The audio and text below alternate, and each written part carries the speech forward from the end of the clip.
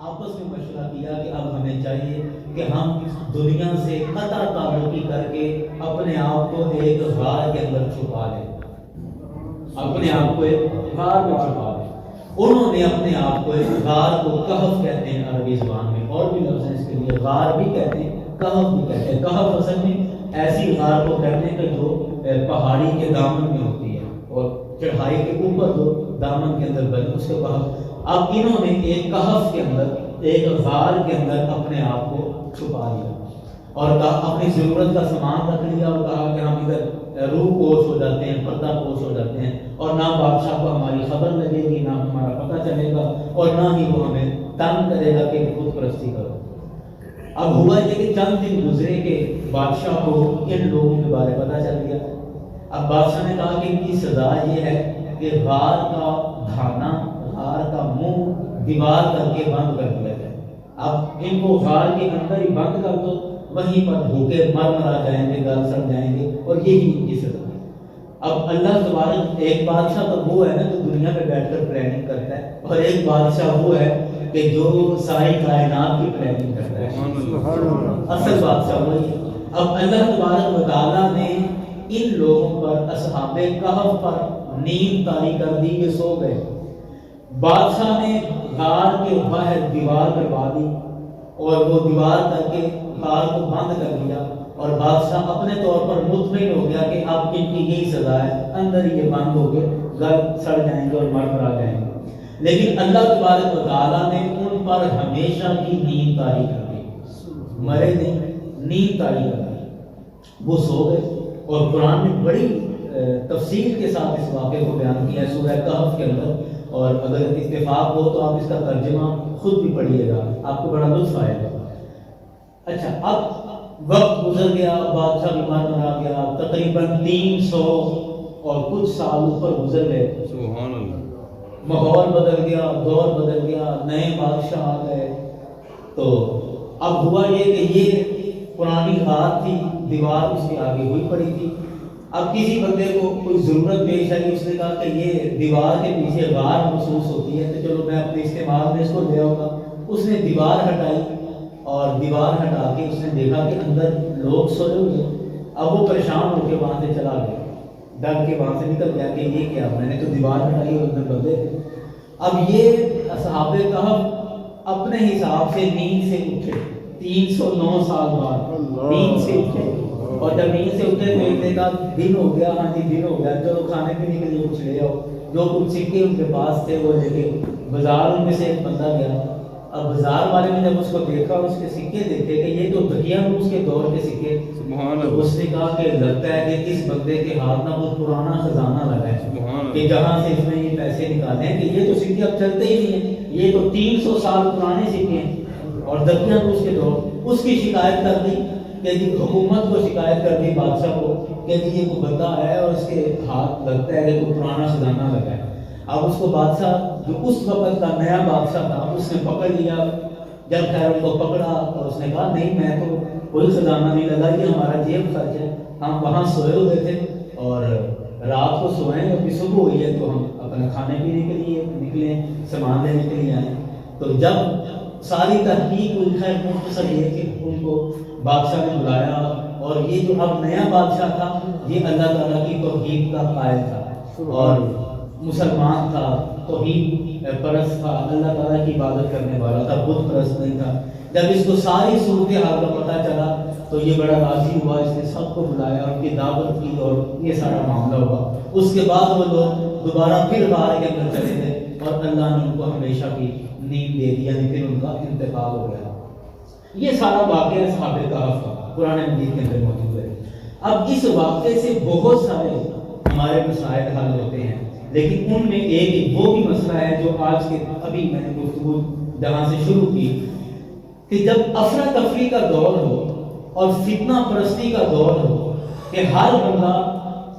اپنی اپنی تشریح اور اپنی اپنی لائن پر اور اپنے اپنے رستے پر چل رہا ہے، اور عام بندے کو، عام مسلمان کو سمجھ نہیں آ رہی کہ وہ کیا کرے، فیصلہ نہیں کر پا رہا کہ وہ کیا کرے، اور اس کو اپنے ایمان کا خطرہ محسوس ہوتا ہے کہ اب میں کس طرف جاؤں، کون سا راستہ لوں، اتنے راستے میرے سامنے کھول دیے گئے ہیں اور ہر کوئی اپنی طرف بلا رہا ہے کہ ادھر آ جاؤ ادھر آ جاؤ، یہ ہدایت کا راستہ ہے، یہ ہدایت کا راستہ ہے۔ تو ایک عام بندہ یہاں پر کیا کرے؟ میں کہتا ہوں ایک عام بندہ وہی کرے جو اللہ نے قرآن میں بیان کیا، جو اصحاب کہف نے کیا،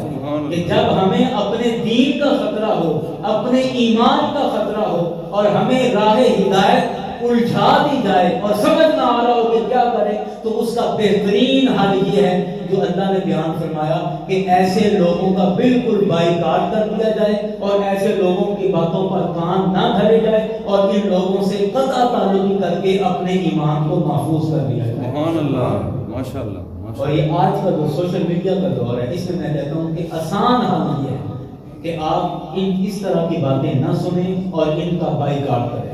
اب دیکھیں اسی مضمون پر رسول اکرم صلی اللہ علیہ وسلم کی حدیث پاک موجود ہے اور اس کو صحیح بخاری نہ صحیح مسلم کے اندر امام مسلم نے کتاب الفتن کے اندر یہ حدیثیں نقل فرمائی اور یہ پورا ایک چیپٹر ہے جس میں کافی ساری حدیثیں ہیں اور اسی مضمون کی ساری حدیثیں ہیں۔ ان احادیث کی روشنی میں جو خلاصہ عرض کر رہا ہوں کہ رسول اکرم صلی اللہ علیہ وسلم مسجد نبوی میں تشریف فرما تھے اور مسجد نبوی میں سرکار بیٹھ کر لوگوں کو، صحابہ کرام کو واعظ و نصیحت فرما رہے تھے اور سرکار علیہ السلام احوال قیامت بیان فرما رہے تھے کہ قیامت جب آئے گی تو کیا ہوگا، قیامت کے قریب کون سی نشانیاں ہوں گی، یہ سرکار بیان فرما رہے تھے۔ اب سرکار بیان کر رہے ہیں کہ قیامت کے قریب ہوگا کہ امیر آدمی غریب ہو جائے گا اور جو غریب چرواہے ہیں وہ حکومتیں کریں گے اور وہ سب وقت کے سربراہ بن جائیں گے۔ اس طرح کر کے سرکار یہ سارا مضمون قیامت کا بیان فرما رہے تھے۔ ایک صحابی رسول نے سرکار کی بارگاہ میں عرض کی کہ یا رسول اللہ صلی اللہ علیہ وسلم، یہ قیامت تو بڑی خطرناک چیز ہے اور بڑی بھیانک چیز ہے اور قیامت کے قریب تو بڑے فتنے پیدا ہوں گے، تو اب جو لوگ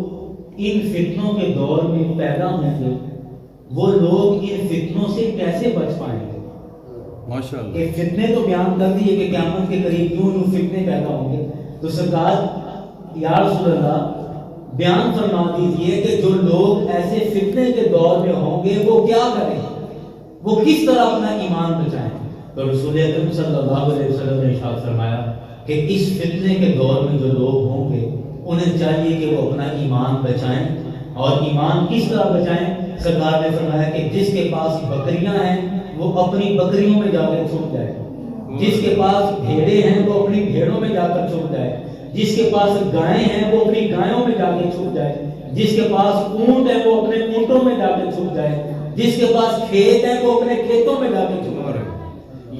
یہ جواب ہے ابن ماجہ صلی اللہ علیہ وسلم نے ارشاد فرمایا، اور اس کی تشریح کے اندر پرانے جتنے بھی شارحین حدیث ہیں انہوں نے یہ بات بیان فرمایا، یہ بات اس کی وضاحت بیان فرمائی کہ اس جواب کا مطلب کیا ہے۔ اس جواب کا مطلب یہ ہے کہ اس فتنے کے دور میں جو لوگ پیدا ہوں انہیں چاہیے کہ اپنے آپ کو بچا لیں، ان فتنوں سے بچا لیں، یعنی اپنے دامن کو بچا لیں، ایسے فتنوں سے مکمل پہلو تہی کر لیں اور ایسے فتنوں کا بائیکاٹ کر دیں، ایسے فتنوں پر کان نہ دھریں اور خود کو ان سے الگ تھلگ کر کے اپنے ایمان کی حفاظت کریں اور اپنا ایمان بچائیں۔ اب رسول اکرم صلی اللہ علیہ وسلم نے بھی یہی بات ارشاد فرمائی اور قرآن مجید نے بھی اسی طرف اشارہ کیا کہ ایسی افراتفری کے دور میں اپنا ایمان بچاؤ اور ایسی چیزوں پر کان نہ دھرو۔ لیکن اب آئیں اسی گفتگو کے دوسرے پہلو کی طرف۔ ہمارے ہاں مسئلہ یہ ہے کہ ہمیں ہر بات میں گھسنے کی عادت ہے۔ مجموعی طور پر میں بات کرتا ہوں کہ کوئی بھی تماشا لگا ہو تو ہمیں عادت ہے کہ ہم جا کے دیکھیں کہ ٹھیک جو ہے کتنے کی کتنا ہے۔ جہاں کو چار بندے جمع ہوں ہماری عادت ہے کہ وہاں جا کے ہم بھی کھڑے ہو جائیں، دیکھیں یہ کیا ماحول بن رہا ہے، کیا صورتحال ہے، یہاں پہ کیا ہوا۔ ہمارے ہاں تو بجلی سے اکھڑنے آتے ہیں تو وہاں نیچے 15-20 بندے جمع ہو جاتے ہیں، وہ اوپر کاریں ٹھیک کریں نیچے کھڑے، بس ایسے دیکھ رہے ہیں دیکھیں کیوں ہے۔ تو ہمیں ہر بات میں گھسنے کی عادت ہے اور ہر معاملے میں مداخلت کرنے کی عادت ہے، اور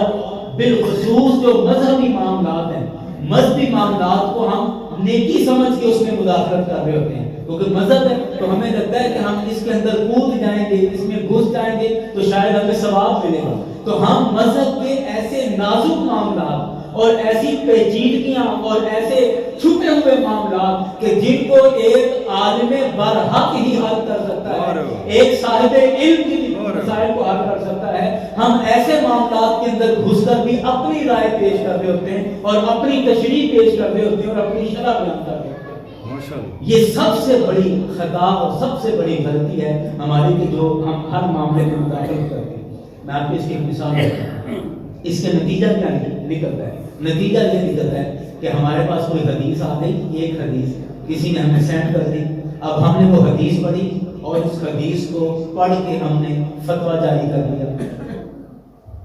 اور کسی نے پوچھا کہ یہ آپ نے فتویٰ کیوں جاری فرمایا، آپ نے یہ مسئلہ کیوں بیان کیا، تو فوراً آیا دیکھو جی میرے کو حدیث آ گئی ہے، میرے کو سرکار کی حدیث موجود ہے، تھلے لکھے ہے بخاری، تھلے لکھے ہے بخاری ہے، وہ حدیث میں لکھے۔ اسی طرح ہمارے پاس قرآن مجید سے کوئی آیت اگر ہمارے پاس آتا ہے، ہم وہ آیت کا ترجمہ دیکھ کے اور اسی پر فتویٰ ثابت کر دیتے ہیں، فتویٰ جڑ دیتے ہیں، اور کوئی پوچھے کہ کیوں کیا، لو جی میرے پاس قرآن مجید کی آیت موجود ہے۔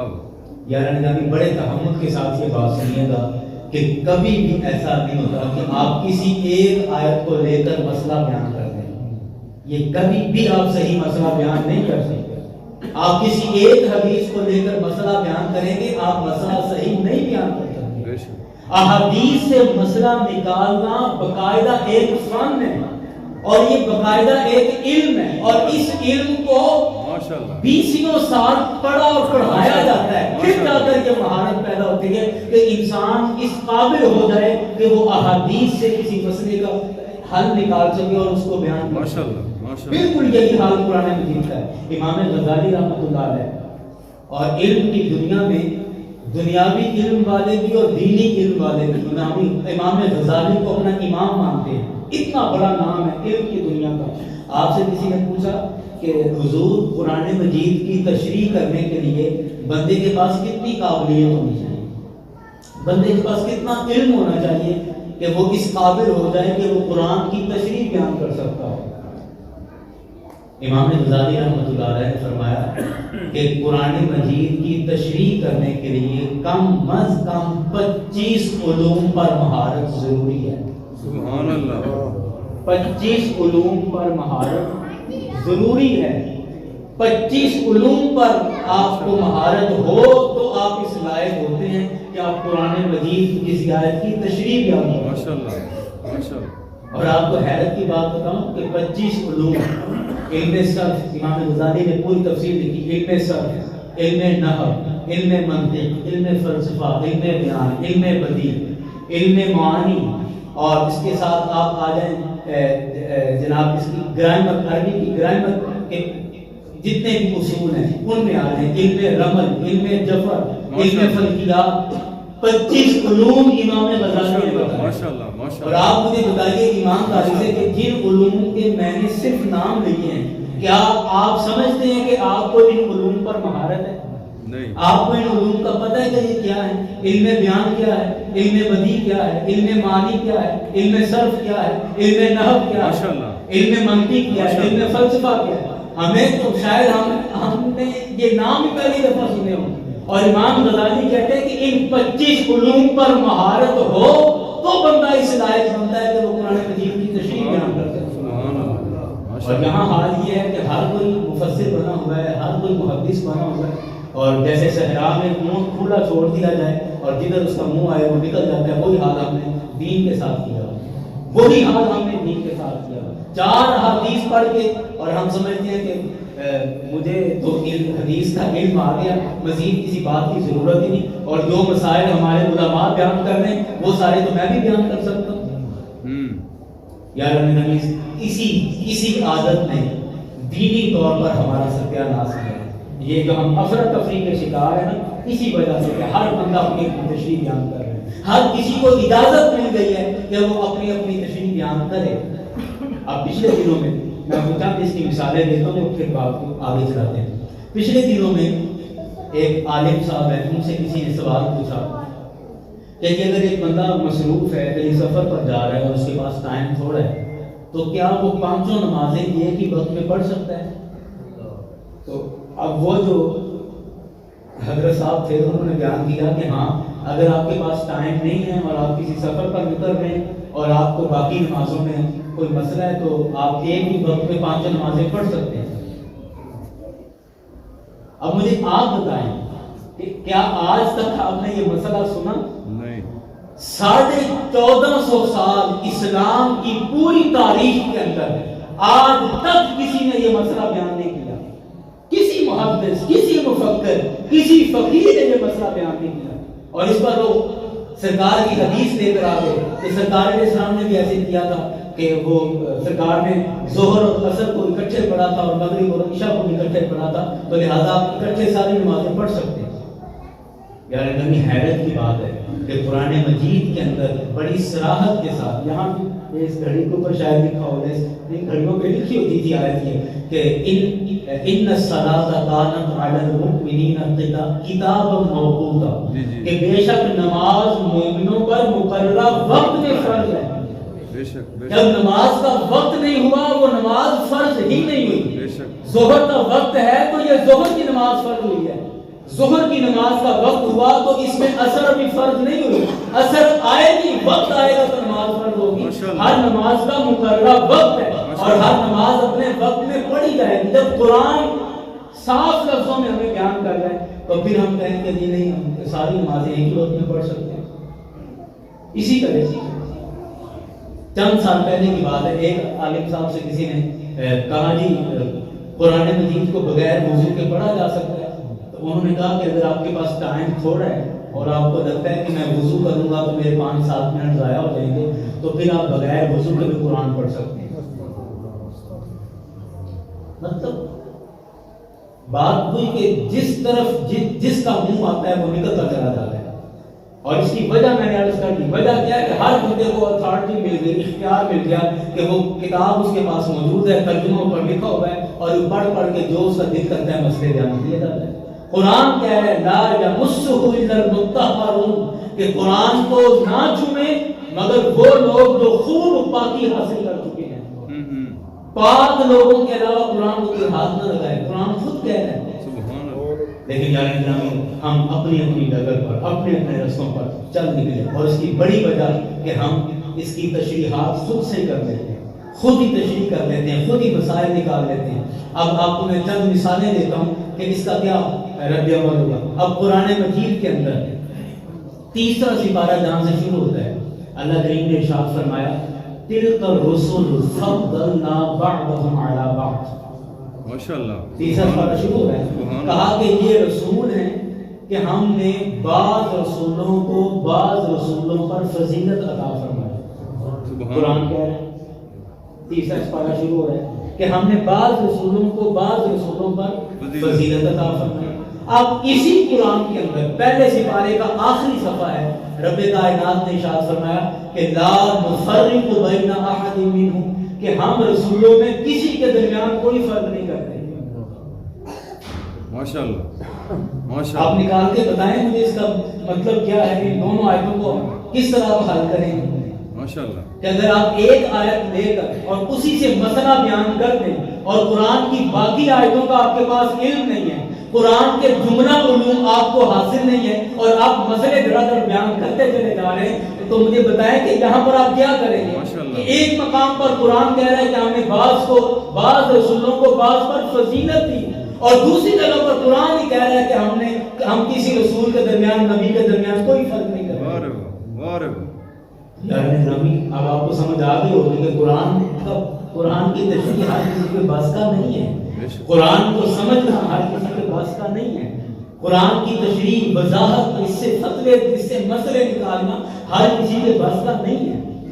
اب میں آئیے میں آپ کو احادیث سے اس کی مثال دیتا ہوں۔ رسول اکرم صلی اللہ علیہ وسلم کی حدیث مبارکہ، امام بخاری نے اس حدیث کو نقل کیا، کہتے ہیں کہ رسول پاک صلی اللہ علیہ وسلم نے نماز ادا فرمائی اور سرکار علیہ السلام نے نماز میں اپنی نواسی حضرت امامہ بنت زینب، سرکار کی صاحبزادی حضرت زینب، ان کی یہ صاحبزادی تھی امامہ، ان کو سرکار علیہ السلام نے گود میں اٹھا کر نماز پڑھی۔ رکوع سرکار جب کرتے تو ان کو ایسے بازو کے ساتھ سائڈ پہ کر دیتے، جب سرکار سجدہ کرتے تو ان کو نیچے بٹھا دیتے، چھوٹی بچی تھی امامہ نواسی سرکار کی، اس کو نیچے بٹھا دیتے، دونوں سجدے کرتے، جب دوبارہ اٹھنے لگتے تو پھر اس کو اٹھا کے گود میں اور سرکار قیام کرتے۔ اب امام بخاری نے اس حدیث کو نقل کیا، بالکل صحیح حدیث ہے۔ اب مجھے بتائیں کہ اس حدیث سے آپ کس طرح مسئلہ بیان کریں گے؟ کیا آپ اپنی نمازیاں لے کر آؤ مسجد میں، بچے گود میں اٹھا کر نماز پڑھو، فتوے جاری کرو؟ نہیں، ایسا نہیں ہوتا۔ آج تک نہ کسی نے یہ فتویٰ جاری کیا، نہ کسی نے یہ مسئلہ بیان کیا، لیکن اگر ہم صرف ایک حدیث کی میرے پاس موبائل پہ آ گئی، واٹس ایپ کر دی مجھے کسی نے، اور اس حدیث سے میں مسئلہ نکال لوں گا، اگر آپ اس طرح مسئلے نکالیں گے تو پھر یہ بھی حدیث ہے، اس سے مسئلہ نکال کے بیان کرو کہ بچوں کو گود میں اٹھا کے نماز پڑھا کرو، سرکار کی سنت ہے، نہیں بیان کر سکتے۔ یار اب ان کے جواب کیا کیا ہیں یہ بھی میں عرض کر دیتا ہوں تاکہ ذہن کے اندر کوئی الجھاؤ نہ رہ جائے۔ میں آپ کو ایک اور مثال دیتا ہوں۔ جب ہم دورہ حدیث کر رہے تھے حیدرآباد میں، 2014 کی بات ہے، تو 2014 میں بخاری شریف کا جب ہمارا پیپر تھا تو اس پیپر میں ہمیں ایک سوال آیا تھا، بڑا دلچسپ سوال ہے۔ سوال کیا تھا کہ حضرت انس رضی اللہ عنہ کی حدیث ہے، امام بخاری نے اس کو نقل کیا، اور اس حدیث کے اندر حضرت انس رضی اللہ عنہ یہ بیان کرتے ہیں کہ رسول پاک صلی اللہ علیہ وسلم باہر تشریف لے کے گئے کسی حویلی پر، کسی چھوٹے گاؤں میں کوئی مسئلہ تھا، وہاں تشریف لے گئے۔ وہاں سے جب سرکار فارغ ہوئے نا تو وہاں جہاں پہ گاؤں کے لوگ اپنا کوڑا پھینکتے تھے، سرکار اس جگہ پر گئے اور وہاں سرکار علیہ السلام نے کھڑے ہو کر پیشاب کیا۔ آپ حیران ہو جائیں گے کہ یہ کیا بات کر دی۔ اب یہ حدیث ہے، امام بخاری کی حدیث ہے، بخاری شریف میں اندر موجود ہے اور صحیح حدیث ہے، اور اس کے راوی بھی دو ہیں، حضرت انس نے بھی اس کو روایت کیا ہے اور حضرت عقبہ بن عامر نے بھی اس حدیث کو روایت کیا ہے، یعنی دو صحابیوں نے اس حدیث کو روایت کیا ہے۔ اب نکالیں مسئلہ اس سے، اور آپ حیران ہو جائیں گے کہ ہمارے ابھی چند دن پہلے ہمارے جہلم کے ایک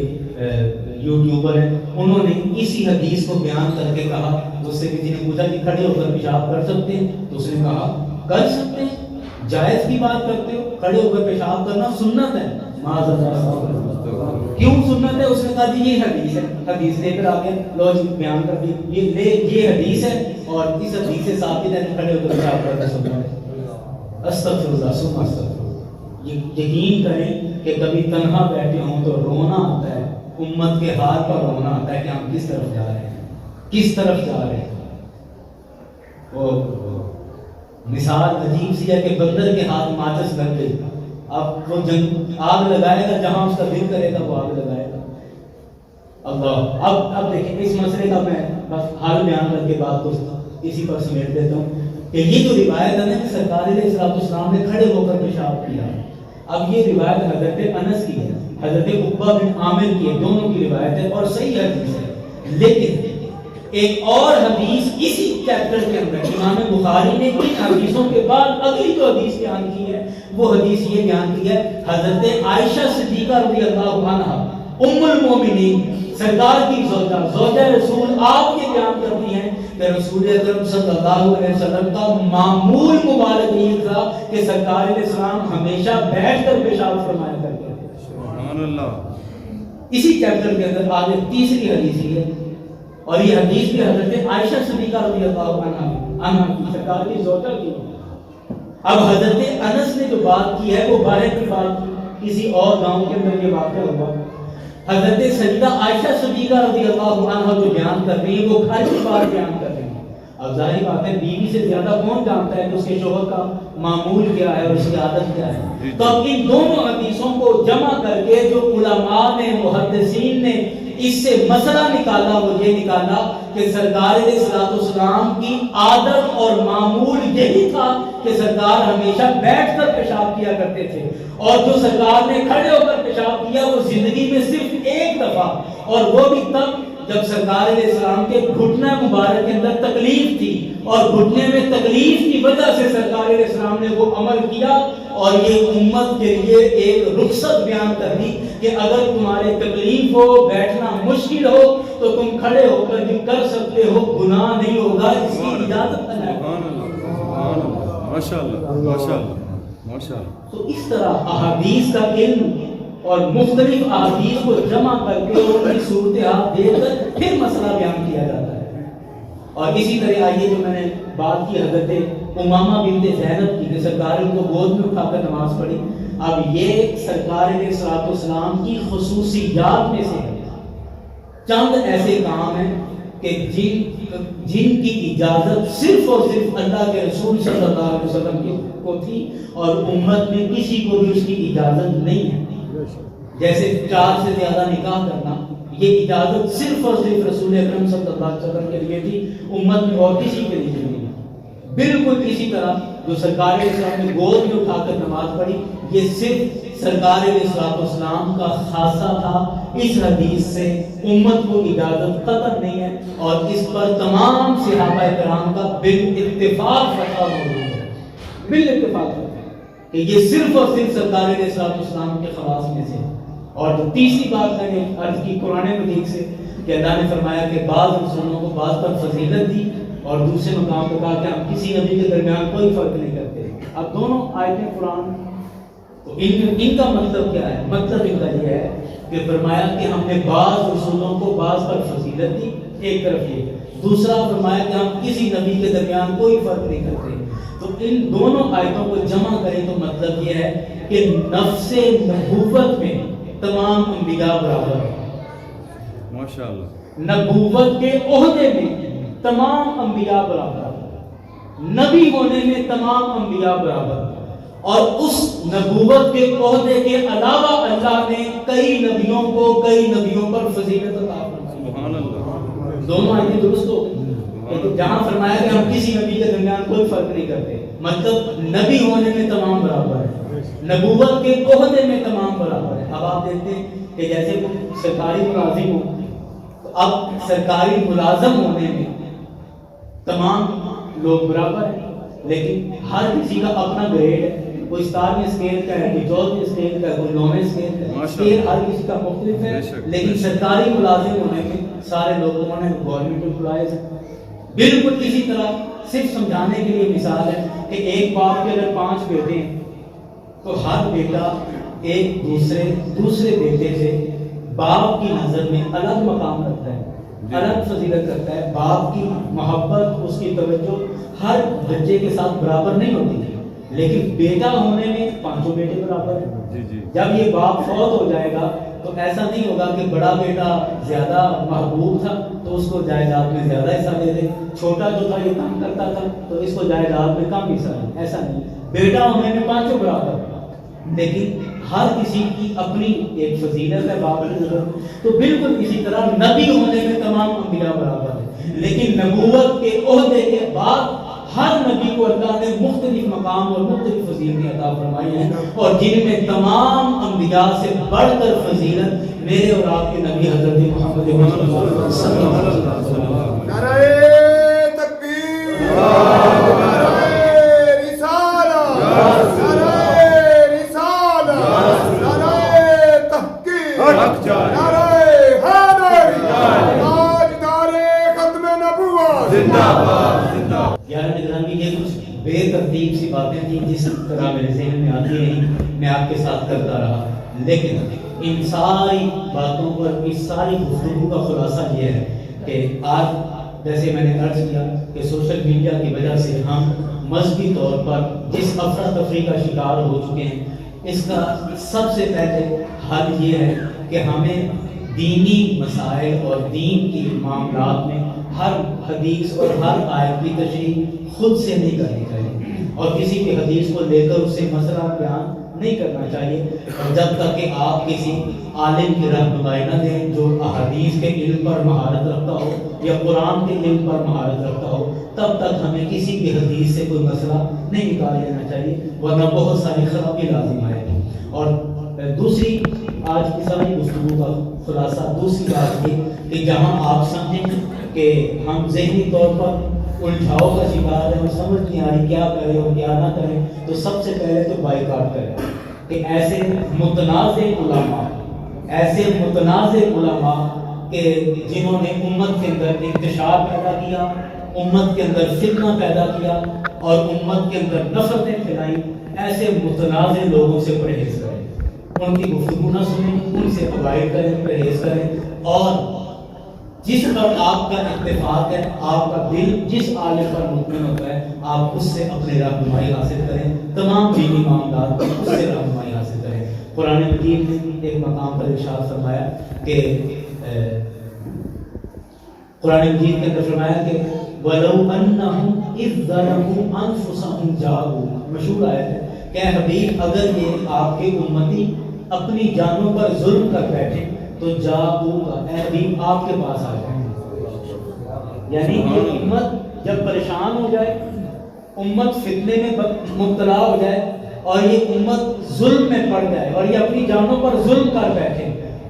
گناہ کی وجہ سے، نافرمانیوں کی وجہ سے، فتنے فساد کی وجہ سے جب یہ اپنی جانوں پر ظلم کر لیں، تو محبوب حال کیا ہے؟ جاءوکا، اے حبیب آپ کے پاس آ جائیں۔ تو آج جس افراتفری کے دور سے ہم گزر رہے ہیں، اس کا آسان حل یہی ہے کہ ہم رسول اکرم صلی اللہ علیہ وسلم کی بارگاہ میں چلے جائیں۔ جاءوکا، حبیب آپ کے پاس آ جائیں۔ اب سرکار کے پاس کیسے جائیں؟ سرکار کے پاس کیسے جائیں؟ ایک تو یہ ہے کہ رسول اکرم صلی اللہ علیہ وسلم کی تعلیمات کو اپنائیں، تو یہ سرکار کے پاس آنا ہے۔ اور دوسرا یہ ہے کہ اگر ہم خود سرکار کے پاس نہیں جا سکتے تو ان لوگوں کو تلاش کریں جن کا رسول پاک کی بارگاہ میں آنا جانا ہے، وہ مردان حق تلاش کریں، وہ اللہ کے ولی تلاش کریں، وہ صاحبان دل اور صاحبان رحمت تلاش کریں کہ جن پر اللہ کی اتنی رحمت ہے، اور جن کے دل اللہ کے نور کا گہوارہ بن ہے، اور جن کا سرکار کی بارگاہ میں آنا جانا رہتا ہے، اور سرکار کا ان کے پاس بھی آنا جانا رہتا ہے۔ کسی ایسے مرد حق کو تلاش کریں کہ جس کا مصطفیٰ کی بارگاہ میں آنا جانا ہو، اور پھر اس کے دامن سے وابستہ ہو جائیں، اور تسلی کرنے کہ یہ مصطفیٰ کی بارگاہ میں آتے جاتے رہتے ہیں، اب میں ان کے دامن سے وابستہ ہو جاتا ہوں، اور ان کی برکت سے اللہ مجھے بھی در حبیب عطا کر دے۔